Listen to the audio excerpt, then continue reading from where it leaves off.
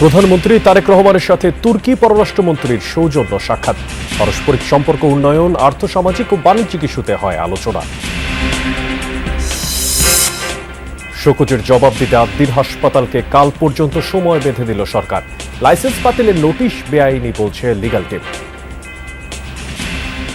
যে কারণে একটা হাসপাতালের লাইসেন্স ক্যান্সেল করা যায়, এই ধরনের কোনো কারণ এখানে বিদ্যমান নাই। আইনের ব্যাখ্যা দেখে, আমাদের হাসপাতাল স্থাপনের বিধি দেখে, আইন দেখে আমরা পর্যবেক্ষণ করে দৃঢ়তার সাথে আইনানুগভাবে আমরা অগ্রসর হচ্ছি।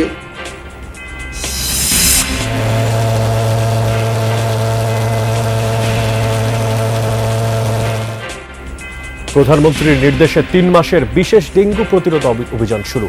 বাসাবাড়িতে জমে থাকা পানি পেলেই জরিমানা, অসহযোগিতা করলে আইনি ব্যবস্থা। হ্যাট্রিক শিরোপা জয়ের লক্ষ্যে সন্ধ্যায় সাফের ফাইনালে নামছে বাংলার বাঘিনীরা। পুরনো হারানো শ্রেষ্ঠত্ব পুনরুদ্ধারে মরিয়া ভারতও।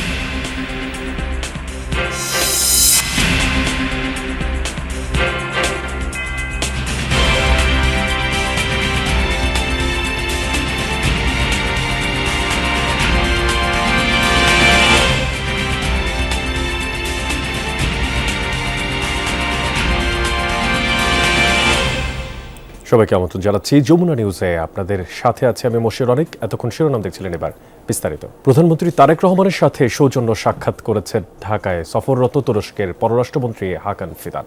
দুপুরে প্রধানমন্ত্রীর তেজগাঁয়ের কার্যালয়ে এই সাক্ষাৎ অনুষ্ঠিত হয়। প্রায় আধা ঘন্টার সাক্ষাতে পারস্পরিক বিভিন্ন ইস্যুতে আলোচনা করেন তারা।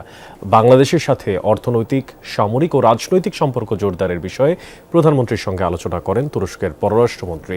জোর দেন দু দেশের সম্পর্ক উন্নয়নেও। তুরস্কের পররাষ্ট্রমন্ত্রী হাকান ফিদান বৃহস্পতিবার রাতে 3 দিনের বাংলাদেশ সফরে সিওল থেকে ঢাকায় আসেন। আজই তার ঢাকা ছাড়ার কথা রয়েছে। আগামীকাল বিকেলের মধ্যে শোকজ নোটিশের জবাব না দিলে আদ্দিন হাসপাতালের বিরুদ্ধে আইন অনুযায়ী ব্যবস্থা নেওয়া হবে, এমনটা জানিয়েছেন স্বাস্থ্যমন্ত্রী সরদার সাখাওয়াত হোসেন। দুপুরে রাজধানীর মিন্টো রোডের বাসায় এই কথা জানান তিনি। স্বাস্থ্যমন্ত্রী আরও বলেন, আইন অনুযায়ী শোকজ করা হয়েছে আদ্দিন হাসপাতাল কর্তৃপক্ষকে। বিষয়টি নিয়ে প্রধানমন্ত্রী তারেক রহমানের সঙ্গেও আলোচনা হয়েছে। 6 নবজাতকের মৃত্যুর ঘটনায় বৃহস্পতিবার আদ্দিন হাসপাতালকে শোকজ করে স্বাস্থ্য বিভাগ। তাদের দায় প্রমাণিত হওয়ায় কোনো প্রতিষ্ঠানের লাইসেন্স বাতিল করা হবে না, তার জবাব দিতে রোববার পর্যন্ত সময় দেওয়া হয়। এর আগে তদন্ত প্রতিবেদনে হাসপাতাল কর্তৃপক্ষের দায় পাওয়া গেছে বলে জানান স্বাস্থ্যমন্ত্রী। গত 27 মে মগবাজারের আদ্দিন হাসপাতালের পোস্ট অপারেটিভ ওয়ার্ডে মারা যায় 6 নবজাতক। ওনারা একটা প্রেস কনফারেন্স করেছেন এটাকে বেআইনি বলে। আমরা সম্পূর্ণরূপে আইনিভাবে আইনের ব্যাখ্যা দেখে, আমাদের হাসপাতাল স্থাপনের বিধি দেখে, আইন দেখে আমরা পর্যবেক্ষণ করে আমরা অত্যন্ত দৃঢ়তার সাথে আইনানুগভাবে আমরা অগ্রসর হচ্ছি। আগামীকাল বিকালে আমরা নোটিশ পেলে আমরা তার পরবর্তী কার্যক্রমে এগোতে আমরা বদ্ধপরিকর। আদ্দিন হাসপাতালের লাইসেন্স বাতিলে সরকার যে নোটিশ পাঠিয়েছে তা বেআইনি। স্বাস্থ্য মন্ত্রণালয়ের এমন নোটিশের বিরুদ্ধে আইনি পদক্ষেপ নিয়েছে হাসপাতাল কর্তৃপক্ষ। 6 নবজাতক মৃত্যুর ঘটনায় হাসপাতালের সাময়িক বরখাস্ত করেছে একজন নার্স আর একজন পরিচ্ছন্নতা কর্মীকে। আর সেই সাথে ভুক্তভোগী পরিবারগুলোকেও আর্থিক ক্ষতিপূরণ দেওয়ার কথা জানানো হয়। এক সংবাদ সম্মেলনে হাসপাতাল কর্তৃপক্ষের সঙ্গে এসব কথা জানান সুপ্রিম কোর্টের সিনিয়র আইনজীবী অ্যাডভোকেট শিশির মনির। আর এই সময় ভুক্তভোগী পরিবার দোষীদের শাস্তির দাবি জানান, তবে হাসপাতাল বন্ধ হোক এমনটা চান না তারা। গত 27 মে ঈদের আগের দিন সকালে রাজধানীর মগবাজারে আদ্দিন হাসপাতালটির নবজাতক ওয়ার্ডে রহস্যজনকভাবে 6 শিশুর মৃত্যু হয়। এ নিয়ে দেশ জুড়ে আলোচনা শুরু হলে সরকারের পক্ষ থেকে গঠন করা হয় উচ্চ পর্যায়ের তদন্ত কমিটি। তদন্ত রিপোর্টে 6 নবজাতকের মৃত্যুর পেছনে চিকিৎসক না থাকা, নার্স, স্টাফ ও হাসপাতাল কর্তৃপক্ষের অবহেলাজনিত কারণ স্পষ্টভাবে উল্লেখ করা হয়। অক্সিজেনটা বন্ধ ছিল, এক পেশে মানুষ। শনিবার তদন্ত প্রতিবেদন নিয়ে হাসপাতাল কর্তৃপক্ষ আনুষ্ঠানিক ব্রিফিং করেন। এতে উপস্থিত থাকেন ভুক্তভোগী পরিবারগুলো। হাসপাতালের পক্ষ থেকে সিনিয়র আইনজীবী শিশির মনির জানান, পেশাগত দায়িত্বে অবহেলার কারণে একজন নার্স এবং একজন পরিচ্ছন্নতা কর্মীকে সাময়িক বরখাস্ত করা হয়েছে। দাবি করেন, লাইসেন্স বাতিলে সরকার যে নোটিশ পাঠিয়েছে তা বেআইনি। স্বাস্থ্য মন্ত্রণালয়ের এমন নোটিশের বিরুদ্ধে আইনি পদক্ষেপ গ্রহণের কথাও জানান তিনি। What is the standard of oxygen যেখানে একজন মানুষ বেঁচে থাকতে পারে? And what is the standard of carbon dioxide যে লেভেল হলে পরে একজন মানুষ আর সার্ভাইভ করে না। So we didn't find anything specific in the investigating report যে কারণে একটা হাসপাতালের লাইসেন্স ক্যান্সেল করা যায় এই ধরনের কোনো কারণ এখানে বিদ্যমান নাই। ফলে আমরা মনে করি স্বাস্থ্য মন্ত্রণালয়ের this notice is not in accordance with law. ভুক্তভোগী পরিবারগুলোর পাশে আজীবন থাকার ঘোষণাও দিয়েছে হাসপাতাল কর্তৃপক্ষ। জানানো হয় ভুক্তভোগী পরিবারের কেউ উপযুক্ত হলে চাকরির নিশ্চয়তা দেওয়া হবে, একই সাথে দেয়া হবে সম্মানজনক আর্থিক ক্ষতিপূরণ। এই ঘটনার জন্য ভুক্তভোগী পরিবারের পাশে একটি সম্মানজনক এবং রেসপেক্টফুল পজিশনে আদ্দিন হাসপাতাল ভুক্তভোগী পরিবারকে ক্ষতিপূরণের ব্যবস্থা করবে, যেটি সম্মানজনক হয়, যেটি সকলের কাছে গ্রহণযোগ্য হয়। সংবাদ সম্মেলনে ভুক্তভোগী পরিবারের পক্ষ থেকে জানানো হয় হাসপাতাল বন্ধ করা সমাধান নয়, তাদের সন্তানের মৃত্যুর জন্য যে বা যারা দায়ী তারা কেবল তাদের শাস্তি চান। আমরা তো বাহিরে পুরুষ মানুষ, ভিতরে তারা ওইভাবে গাইড করতে পারে না, বিদায় আস্তে আস্তে একটা পর্যায়ে এটা তো পরবর্তী ঘটনা আপনারা জানেন। এখন এটার কারণে একটা বড় প্রতিষ্ঠান বন্ধ করে দেবেন, এটা আমরা চাই না। এ সময় হাসপাতালের সামনে পেশাগত দায়িত্ব পালনের সময় সাংবাদিকদের উপর চড়াও হওয়ার ঘটনার জন্য ক্ষমা চায় হাসপাতাল কর্তৃপক্ষ। হামলায় জড়িত স্টাফদের বিরুদ্ধে ব্যবস্থা নেওয়ারও আশ্বাস দেওয়া হয়। আপনাদের সাংবাদিকদের সাথে যে আনটুয়ার্ড ইনসিডেন্ট ঘটেছে তার পরিপ্রেক্ষিতে দুজনকে সাসপেন্ড করা হচ্ছে। ঠিক আছে। রাব্বি সিদ্দিকী, যমুনা নিউজ, ঢাকা। আওয়ামী লীগ সরকারের চুরি এবং পাচারের কারণে বিদ্যুৎ ও জ্বালানি নিয়ে চাপে রয়েছে জনগণ, এমন অভিযোগ করলেন তথ্যমন্ত্রী জহিরুদ্দিন স্বপন। সকালে বিদ্যুৎ ও জ্বালানি বিষয়ে জরুরি প্রেস ব্রিফিংয়ে এই অভিযোগ করেন তিনি। বিদ্যুতের দাম বৃদ্ধি নিয়ে বিরোধী দল বিভ্রান্তি ছড়াচ্ছে জানিয়ে মন্ত্রী বলেন, সরকারের আবেদনের প্রেক্ষিতেই 75 ইউনিট পর্যন্ত বিদ্যুতের বর্ধিত মূল্য প্রত্যাহার করেছে বিইআরসি। ভর্তুকি কমাতে বুধবার সব শ্রেণীর গ্রাহকের বিদ্যুতের দাম বাড়ায় বিইআরসি। পরদিনই নিম্ন আয়ের মানুষের কথা বিবেচনায় নিয়ে 75 ইউনিট পর্যন্ত বিদ্যুতের বর্ধিত মূল্য প্রত্যাহার করে নেয় সংস্থাটি। এ নিয়ে সকালে সচিবালয়ে এক ব্রিফিংয়ে তথ্যমন্ত্রী জানান, সরকারের আবেদনের প্রেক্ষিতেই এই মূল্য প্রত্যাহার করা হয়েছে। মূল্য বৃদ্ধির চাপ থেকে বের করে আনা হয়েছে 65% বিদ্যুৎ ব্যবহারকারীকে। একই কারণে অকটেন এবং পেট্রোলের দাম বাড়লেও বাড়ানো হয়নি ডিজেলের দাম। মূল্য বৃদ্ধির চাপ থেকে এই 65% আমরা কিছু বের করে নিয়ে আসছি।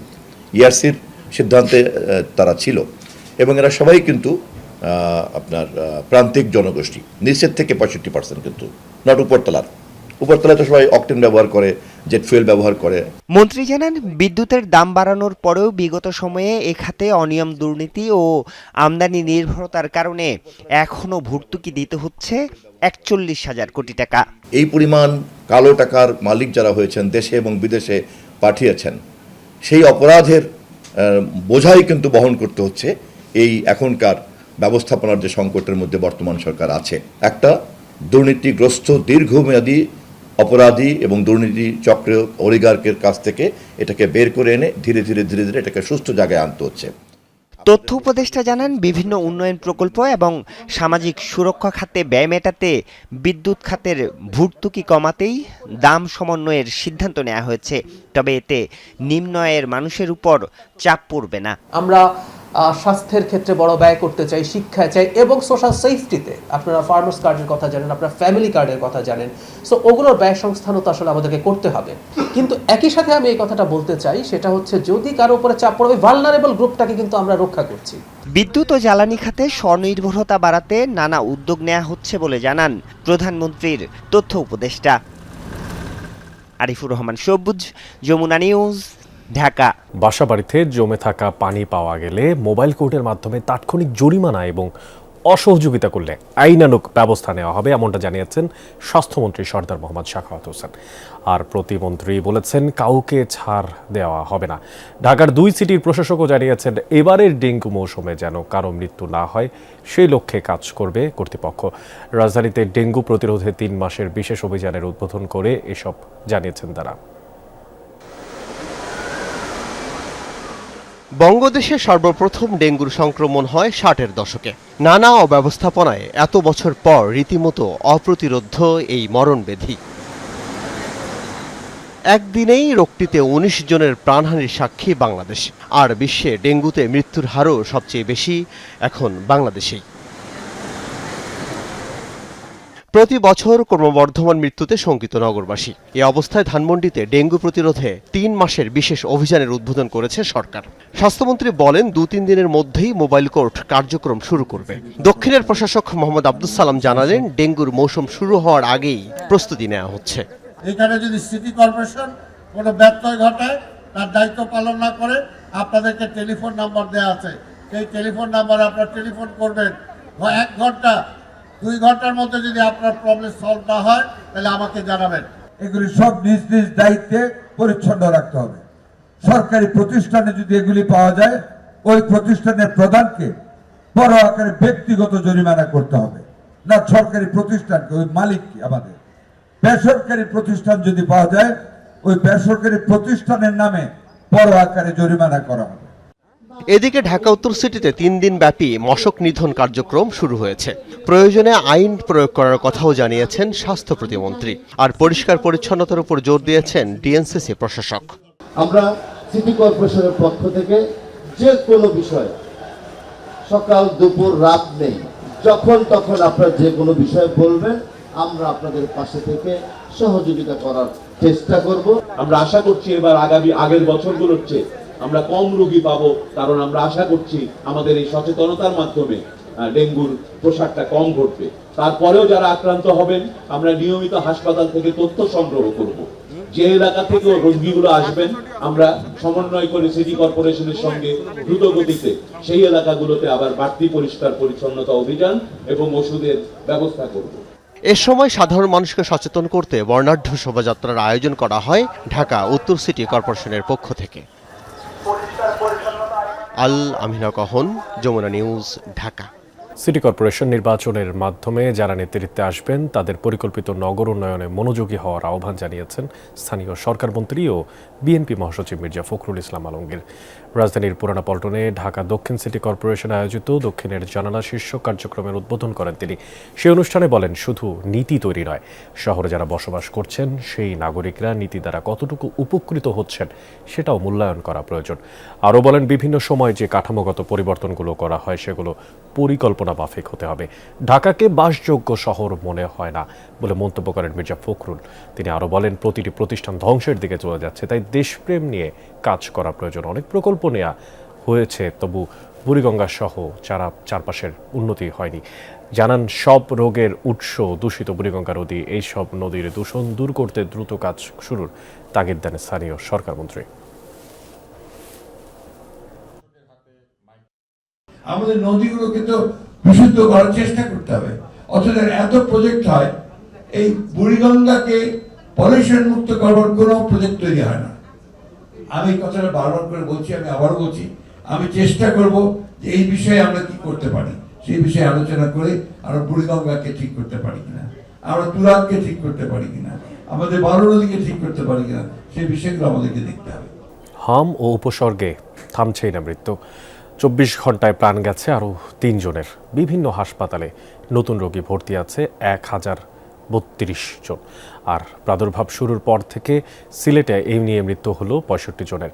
জেলার বিভিন্ন হাসপাতালে নতুন রোগী ভর্তি হয়েছে 77 জন, আর মোট চিকিৎসাধীন রয়েছে 215 জন। রাজশাহী মেডিকেলে 24 ঘন্টায় নতুন রোগী ভর্তি হওয়ার সংখ্যা 5 জন। চিকিৎসা শেষে বাড়ি ফিরেছেন 11 জন। মোট চিকিৎসাধীন 59 জন। এছাড়াও ময়মনসিংহ, বরিশাল, চট্টগ্রাম, রংপুর ও খুলনার বিভিন্ন হাসপাতালে রোগীদের ভিড় রয়েছে। কোথাও কোথাও আইসোলেশন ওয়ার্ডে শয্যা সংকটে ভোগান্তি পোহাতে হচ্ছে রোগী আর স্বজনদের। সন্তানের জীবন বাঁচাতে এক হাসপাতাল থেকে আরেক হাসপাতালে ছুটছেন অভিভাবকরা।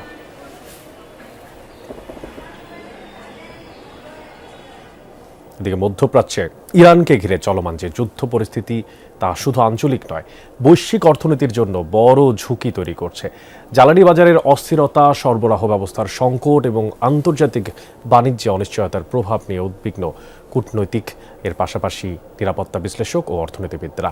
রাজধানীর একটি হোটেলে নেক্সাস ডিফেন্স অ্যান্ড জাস্টিস আয়োজিত এক সেমিনারে এই উদ্বেগের কথা জানান তারা।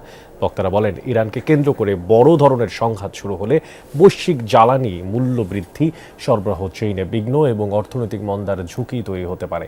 শঙ্কা মধ্যপ্রাচ্যের কর্মরত বিপুল সংখ্যক বাংলাদেশি প্রবাসী নিরাপত্তা ও কর্মসংস্থান হুমকির মুখে পড়তে পারে। একই সাথে সামুদ্রিক নিরাপত্তা বিঘ্নিত হলে বাংলাদেশের আমদানি রপ্তানি বাণিজ্যেও ক্ষতিগ্রস্ত হতে পারে বলে জানান অর্থনীতিবিদরা। বক্তারা বলেন, ভূরাজনৈতিক অনিশ্চয়তার এই সময়ে দূরদর্শী নীতি ও সমন্বিত কৌশলী হতে পারে বাংলাদেশের সবচেয়ে বড় শক্তি। বিচারহীনতা ও সামাজিক নিরাপত্তায় বাড়ছে শিশু নির্যাতন। কাগজে কলমে আইন থাকলেও দুর্বল প্রয়োগ, সামাজিক ভয়, বিচারের দীর্ঘসূত্রতা আর কম সাজার কারণে উদ্বেগজনক হারে বাড়ছে নারী ও শিশু নির্যাতন। পরিস্থিতি মোকাবেলায় আইনের কঠোর প্রয়োগের পাশাপাশি সামাজিক আন্দোলন, রাজনৈতিক প্রভাবমুক্ত বিচার এবং জাতীয় কমিশন গঠনের সুপারিশ করেছেন নারী ও শিশু অধিকার কর্মী আর বিশেষজ্ঞরা। Deputy speaker barrister Kaiser Kamal বলেন, তদন্ত দ্রুত শেষ করে অল্প সময়ের মধ্যেই বিচারের ব্যবস্থা করতে হবে খোদ রাষ্ট্রকেই। শিশু রামিসা ধর্ষণ ও হত্যার ঘটনায় সারা দেশে তৈরি হয় ক্ষোভ, উঠে প্রতিবাদের ঝড়।